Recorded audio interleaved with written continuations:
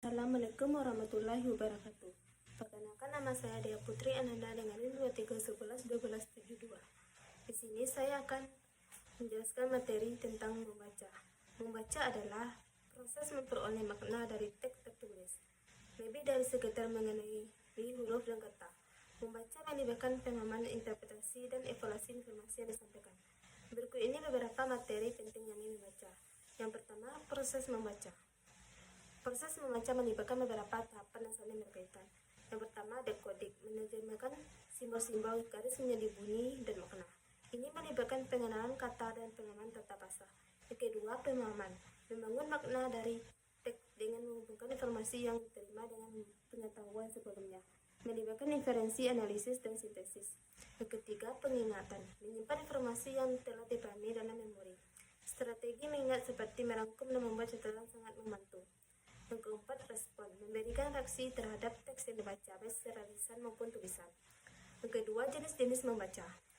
Terdapat berbagai jenis membaca, tergantung pada tujuan dan konteksnya.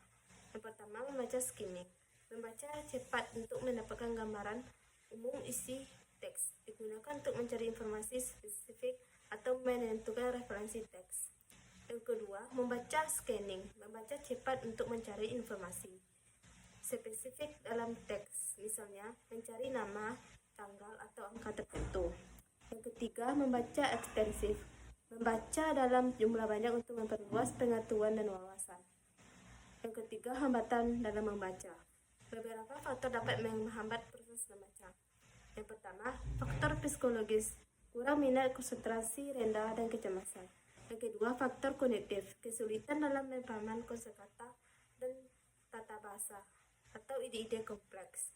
Yang ketiga, faktor lingkungan yang bising atau kurang nyaman. Yang keempat, strategi untuk meningkatkan kemampuan membaca. Yang pertama, meningkatkan kecepatan membaca. Latihan membaca secara teratur dapat meningkatkan kecepatan dan efisiensi. Yang kedua, menggunakan teknik membaca efektif seperti skimming, scanning, dan membaca intensif sesuai kebutuhan. Yang ketiga, membuat catatan dan rangkuman, membantu mengingat dan memahami informasi penting. Yang keempat, membaca secara aktif, mengajukan pertanyaan, membuat prediksi, dan menghubungkan informasi dengan pengetahuan sebelumnya.